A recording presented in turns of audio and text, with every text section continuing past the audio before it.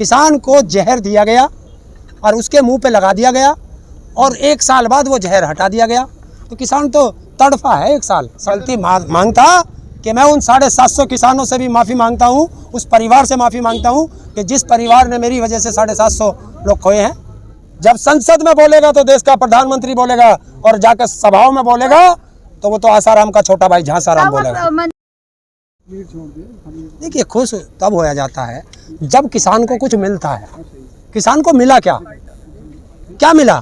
किसान को जहर दिया गया और उसके मुंह पे लगा दिया गया और 1 साल बाद वो जहर हटा दिया गया। तो किसान तो तड़फा है 1 साल सड़कों पे। 750 से ज़्यादा किसानों की शहादत हुई है।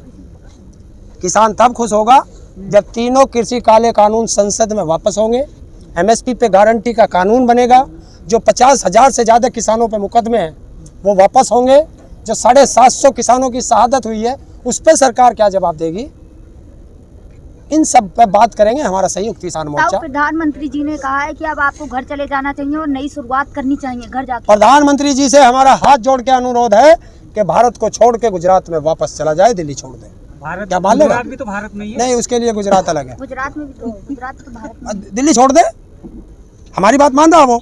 जब वो हमारी बात नहीं मानता तो हम क्यों मान ले? तब पहले आप कहते थे प्रधानमंत्री जी किसानों के लिए कुछ बोलते नहीं, लेकिन आज इतनी बड़ी बात बोल दी है। मैं ये कह रहा 750 किसानों की शहादत हुई, उस पे एक शब्द बोला, माफी मांगी, बताओ ना, तो क्या बात है? आज क्षमा तो मांग ली देश के प्रधानमंत्री, माफी तो मांगी है। आज माफी तो मांग ली। क्यों गुनाह किए ऐसे जो देश के प्रधानमंत्री को क्षमा मांगनी पड़ी? अगर गलती कर दी है मांग ली तो माफ कर देना। तो गलती मांगता कि मैं उन 750 किसानों से भी माफ़ी मांगता हूँ, उस परिवार से माफ़ी मांगता हूँ कि जिस परिवार ने मेरी वजह से 750 लोग खोए हैं। मांगिए। उन्होंने कहा कि कुछ किसान जो है उनको तकलीफ हो रही, मैं इसलिए जो है ये कर रहा हूँ, क्या वापस ले रहा हूँ। साल भर बात चलाओ से कुछ मुट्ठी भर किसानों के से डर गया? वो तो डरता ही ना कही है। जो वापस ले ली तब डर गए? तुम ही तो बता रहे हो। और वापस लिए कहाँ हैं? कानून की बात वहाँ करो जब संसद में वापस हो जाए। अब प्रधानमंत्री जी ने कह दिया है कि कृषि कानून वापस आप अब भी नहीं मानेंगे। देखिए, मोदी की बात और गधे की लात, हमें कोई विश्वास नहीं है।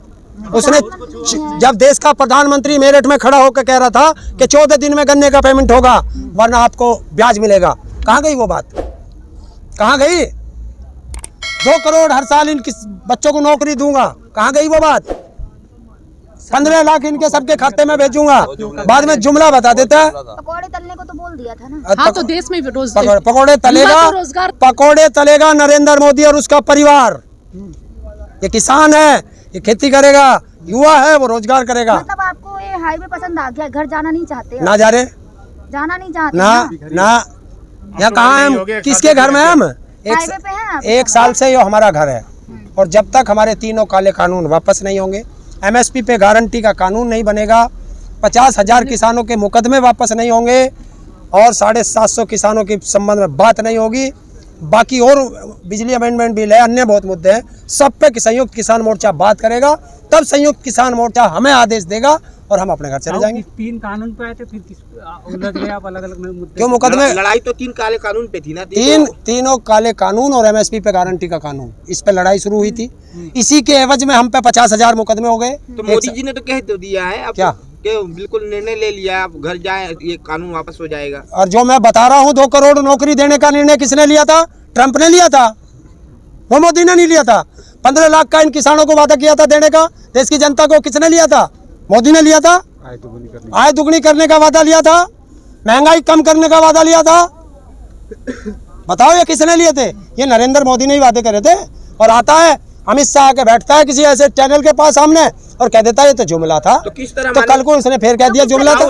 किस तरह मानेंगे आप? किस तरीके से मानेंगे? आपको देख रहे हैं। देखिए, हमने पहले कहा था बिल संसद में बने हैं, संसद में वापस होंगे, प्रक्रिया है। तो संसद का तो सत्र 29 से चल जाएगा, तो जब बात करेंगे MSP पे गारंटी का। 30 तारीख को घर चले जाएंगे? मैं कह रहा हूँ 29 की शाम को हम अपने घर जा सकते हैं। तीनों काले कानून वापस कराओ, MSP पे गारंटी का कानून बनाओ और जो 50,000 मुकदमे हैं उनका निर्णय करो। 750 किसानों की शहादत हुई है और हम लोगों का जो 1 साल यहाँ रह करके बर्बाद हुआ है, इस पे कौन बात करेगा? घर जाने का मन नहीं है? नए नए मुद्दे उठा रहे हो आगे।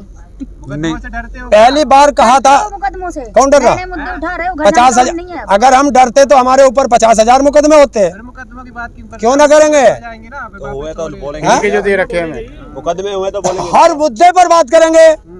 और जो डर गया समझो मर गया, तो डरा कौन? उसे कैसे छोड़ देंगे? तो वो ताऊ तो जी, एक बात नहीं, बताइए, देश के प्रधानमंत्री हैं वो, तो उनकी बात पे विश्वास क्यों नहीं हो रहा है आपको? देश के प्रधानमंत्री पे विश्वास करेंगे जब संसद में करेगा। जब संसद में बोलेगा तो देश का प्रधानमंत्री बोलेगा, और जाकर सभाओं में बोलेगा तो वो तो आसाराम का छोटा भाई झांसाराम अब बोलेगा। मंत्री जी का क्या होगा, टेनी मंत्री जी का क्या होगा? टेनी का क्या होगा? हाँ, क्या होगा? बर्खास्त होगा अब बिल और वापस जेल में होगा, जाएगा। तो क्या होगा? क्यों? तो बिल वापस हो रहे किसानों ने तो चुप्पी साध रखी है इस किसने मामले साध में। रख- बता। लखीमपुर वाले मामले में कौन से किसानों किसान, ने कौन चुप्पी से साध किसान नेता ने चुप्पी साध रखी है? 22 तारीख को जाओगे फिर लखनऊ? अभी कल एक मीटिंग है, उसमें निर्णय लेगा संयुक्त किसान मोर्चा क्या लेता है। हम तो तैयारी में हैं।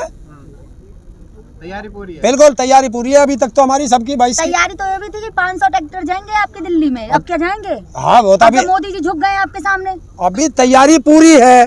हमारे संयुक्त किसान मोर्चा का कोई बयान नहीं आया इस पे, तो हमारी तो तैयारी पूरी है। देखिए नहीं किसी भी तरीके से मानोगे नहीं। हम तो मानने बैठे, कह दो जो हम बता रहे कर दे, हम तो घर को चल देंगे। एक काम हो रहा है तो दूसरा भी होगा ना, तसल्ली तो रखो।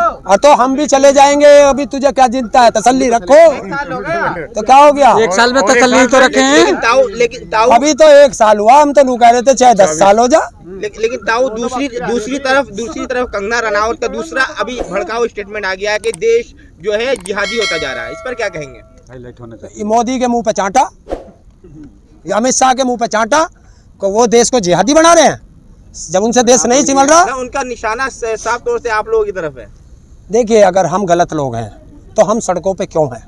हम तो सब जितने किसान हैं सब अभी तक जेल के अंदर होने चाहिए थे। देखिए जो देश का गद्दार होगा उसे पद्मश्री मिलेगा, और जो देश का वफादार होगा उसे या तो जेल मिलेगी या ईडी का छापा मिलेगा। सोनू सूद का देखा, ईडी का छापा पड़ा, लेकिन उन्हें तो पद्मश्री तो नहीं मिला न मैं अरे देशभक्तों को कभी पद्मश्री मिला? नहीं मिला। उन्हें या तो जेल मिली या ईडी का छापा पड़ा। जिन्हें पद्मश्री मिले सारे क्या है फिर? ये क्या है? विद्रोही है। क्या है ये? और देश की आजादी में या देश के किसी विकास में इसका क्या योगदान है? इससे पहले क्या योगदान है? आपने किसके लिए